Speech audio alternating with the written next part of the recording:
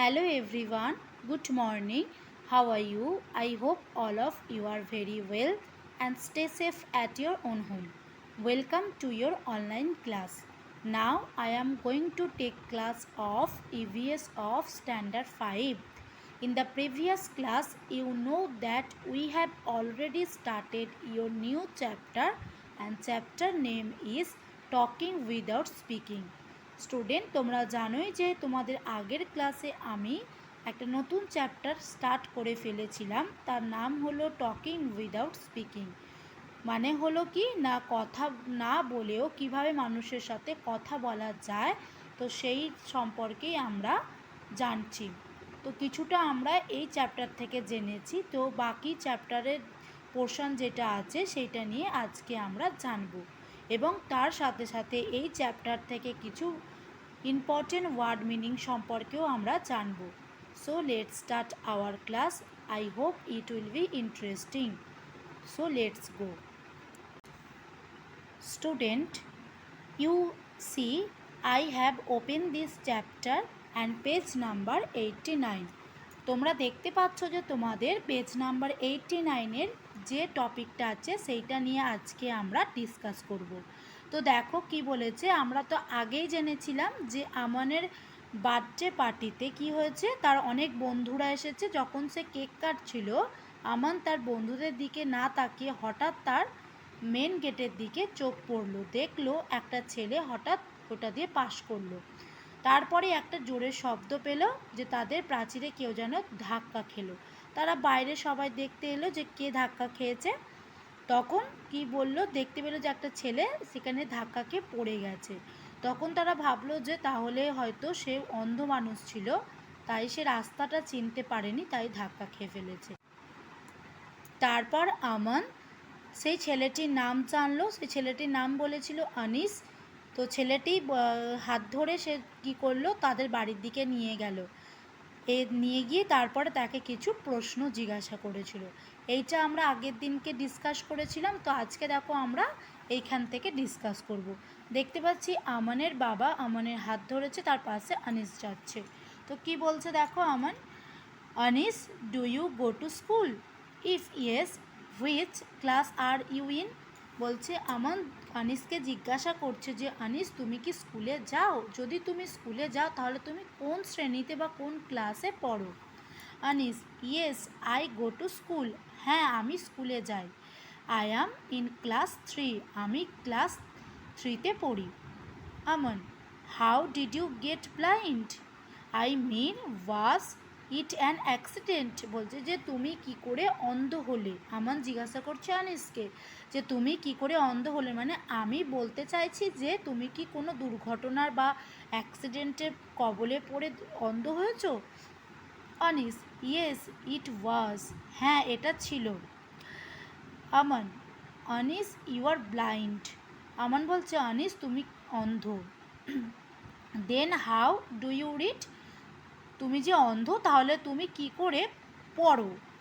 Aman's father interrupted the conversation between Aman and Anis by explaining to him that blind people can also read. আমানের বাবা এবার তাদের মধ্যে কি করছে না, পরিচয় করিয়ে দিচ্ছে, যে তাদের কথাবার্তার মধ্যে পরিচয় করিয়ে দিচ্ছে যে আনিসকে।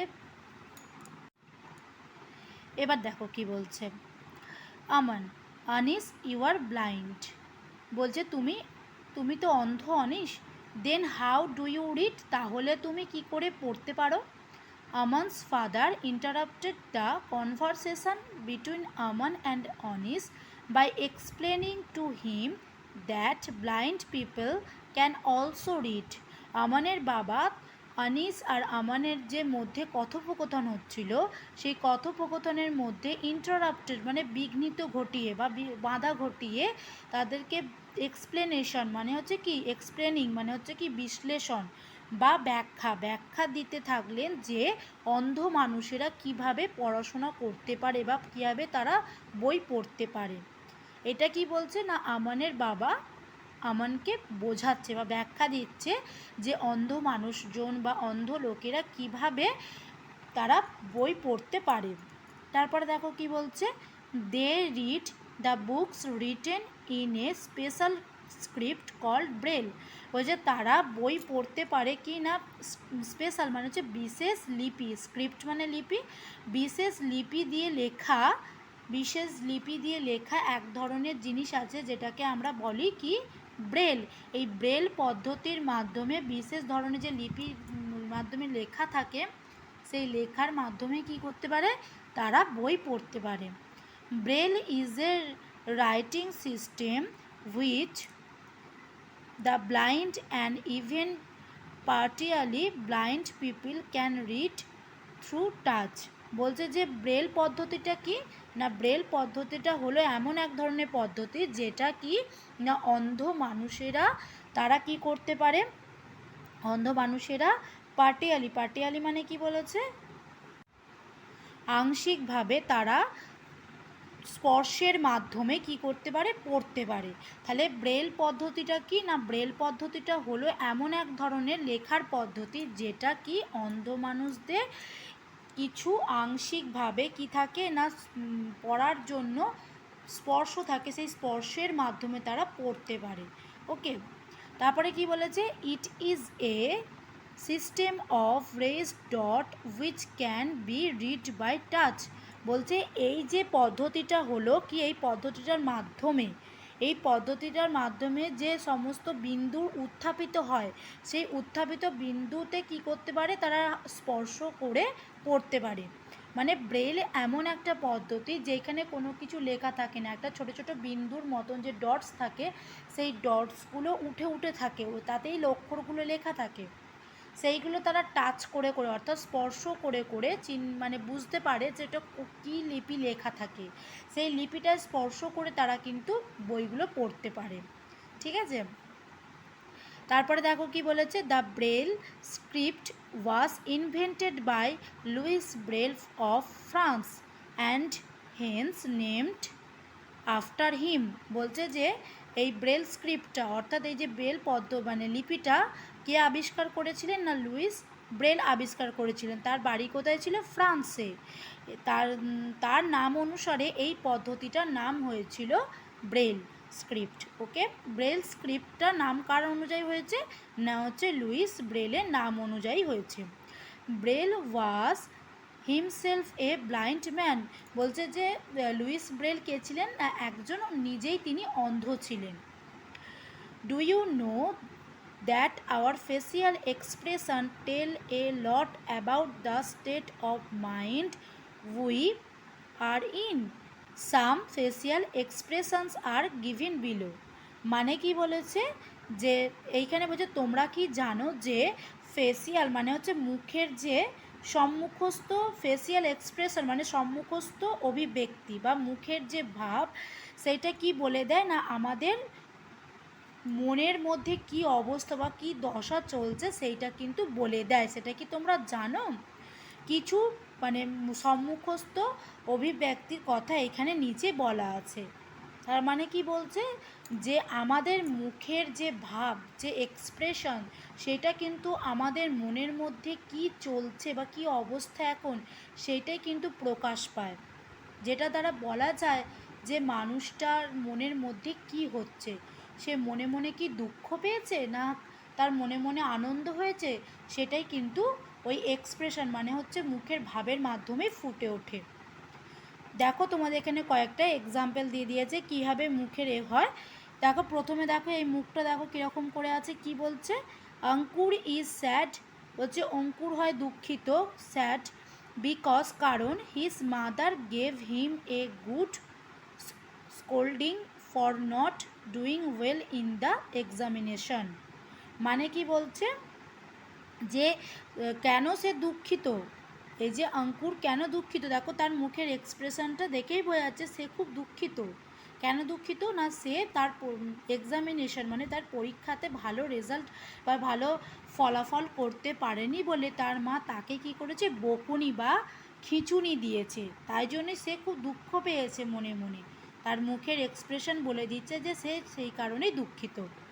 তারপরে দেখো কি বলেছে এ দেখো মুখটা হাসি হাসি, কি বলছে Gayatri is very happy, Gayatri হয় খুব খুশি, as she was on the first prize in the singing competition. কেন সে খুশি? কারণ সে গানের প্রতিযোগিতায় প্রথম পুরস্কার জিতেছে বলে তাই সে খুব খুশি। তারপরে দেখো এর মুখের এক্সপ্রেশনটা, এ কি হয়ে গেছে না, এ খুব রেগে আছে। কেন? দেখো, পঙ্কজ ইজ অ্যাংরি, পঙ্কজ হয়ে খুব রাগী। Since his sister has broken his toy, কারণ তার বোন তার খেলনাটা ভেঙে দিয়েছে, এই কারণে সে খুব রেগে গেছে তার বোনের উপরে। দেখতে পাচ্ছ মুখের এক্সপ্রেশন দেখে কিন্তু বোঝা যাচ্ছে তার মনের মধ্যে কি অবস্থা বা কেন তার এই রকম মুখের ভাব বা অভিব্যক্তি ফুটে উঠেছে। এবার দেখো নেক্সট পেজে, দেখো এই ছেলেটি দেখো কাঁদছে। দেখ কেন না, ভরত ইজ ক্রাইং, ভারত কাঁদছে। He has heart himself while playing cricket, বলছে সে যখন ক্রিকেট খেলছিল তখন সে নিজেই নিজেকে আঘাত করে ফেলেছে, এই কারণে সে কাঁদছে। Amrita has broken the mirror, Amrita কি করে ফেলেছে?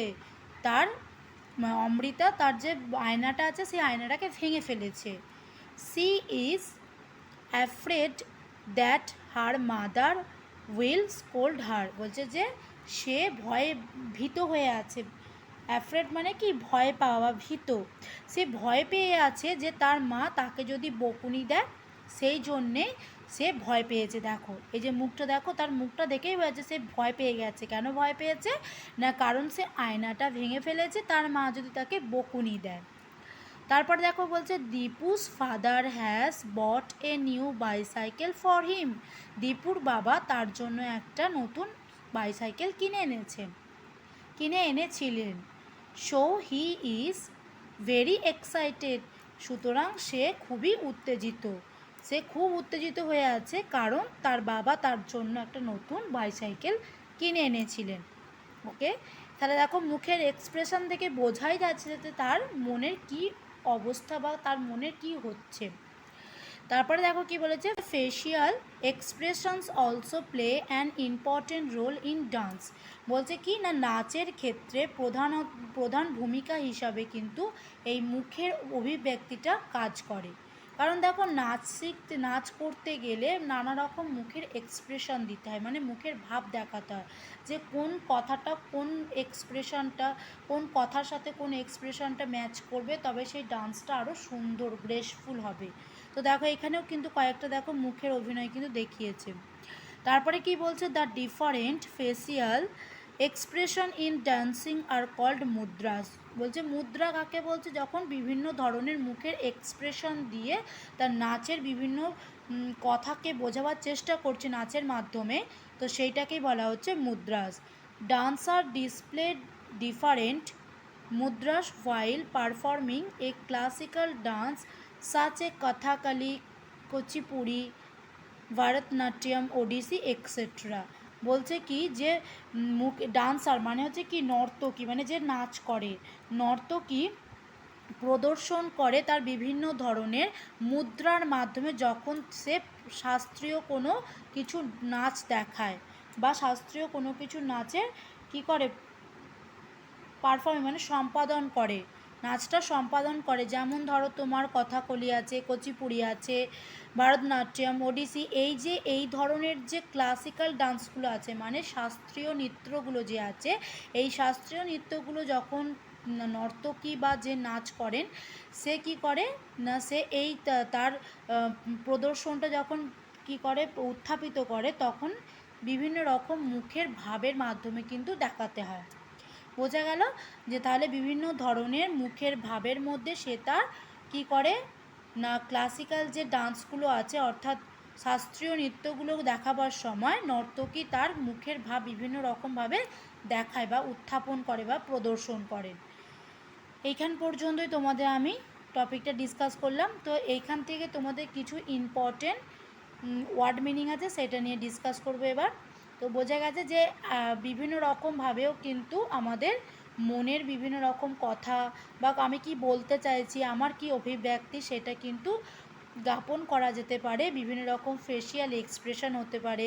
যেমন অন্ধ মানুষরা কী করছে, ব্রেইল পদ্ধতির মাধ্যমে তারা পড়াশোনা করছে, তারা কী করতে পারছে, যে কোনো বই পড়তে পারছে, তারা মুখে বলতে পারছে। শুধুমাত্র যে তারা দেখতে পাচ্ছে না বলে কিছু পড়তে পারছে না বা জানতে পারছে না তা নয়, বিভিন্ন রকমভাবে তারা সেইগুলো বলতেও পারছে। তো স্টুডেন্টস, এই ছিল তোমাদের টকিং উইদাউট স্পিকিং যে চ্যাপ্টারটা, সেটা তোমাদের যে সম্পর্কে দেওয়া আছে সেইটাই তোমাদের এইখান পর্যন্তই পড়ানো হলো। এবার দেখো আমাদের সেকেন্ড টপিক হচ্ছে ওয়ার্ড মিনিং, সেটা নিয়ে ডিসকাস করব। তো চলো আমরা সেকেন্ড টপিকে যাই। দেখো আমাদের সেকেন্ড টপিক কী আছে, ওয়ার্ড মিনিং। গেট মানে পাওয়া, ব্লাইন্ড মানে অন্ধ, অ্যাক্সিডেন্ট মানে দুর্ঘটনা, ইন্টারাপ্টেড মানে বিঘ্নিত, কনভারসেশন কথোপকথন, এক্সপ্লেনিং ব্যাখ্যা করা, পিপল জনসাধারণ, রিড পড়া, স্পেশাল বিশেষ, স্ক্রিপ্ট লিপি, ব্রেল অন্ধ ব্যক্তির লিখনাদির প্রণালী, সিস্টেম পদ্ধতি, পার্টিয়ালি আংশিকভাবে, থ্রু মাধ্যম, টাচ স্পর্শ করা, রেইজড উত্থাপিত, ডটস বিন্দু, ইনভেন্টেড উদ্ভাবিত বা আবিষ্কার করা, ফেসিয়াল সম্মুখস্থ, এক্সপ্রেশন অভিব্যক্তি বা মুখের ভাব, স্টেট অবস্থা বা দশা, মাইন্ড মন, স্যাড দুঃখিত, স্কোল্ডিং খিঁচুনি বা নিকৃতি, এক্সামিনেশন পরীক্ষা, হ্যাপি খুশি। তারপরে দেখো ওন জেতা, কম্পিটিশন প্রতিযোগিতা, অ্যাংরি রাগী, ব্রোকেন ভাঙা বা ভগ্ন, টয় খেলনা, ক্রাইং কাঁদা বা ক্রন্দিত, হার্ট আঘাত করা, হিমসেলফ নিজে, মিরর আয়না, স্কোল্ড তিরস্কার করা বা ধমক দেওয়া, বট কিনলেন, এক্সাইটেড উত্তেজিত, ইম্পর্টেন্ট গুরুত্বপূর্ণ, রোল ভূমিকা বা চরিত্র, ডান্স নাচ, ডিফারেন্ট আলাদা, মুদ্রাস মানে নাচের মুদ্রা, ডান্সার নর্তকী, ডিসপ্লে প্রদর্শন, পারফর্মিং সম্পাদিতকরণ, ক্লাসিক্যাল শাস্ত্রীয়, অ্যাফ্রেড ভীত। এই ছিল তোমাদের ওয়ার্ড মিনিং। তো স্টুডেন্টস, আজকে আমি তোমাদের যে টপিকগুলো ডিসকাস করলাম আশা করি তোমরা প্রত্যেকেই বুঝতে পেরেছো। তো আমি আমার ক্লাসটা আজকে এইখানেই শেষ করলাম। তোমরা বাড়িতে মন দিয়ে এই টপিকটা খুব ভালো করে পড়বে।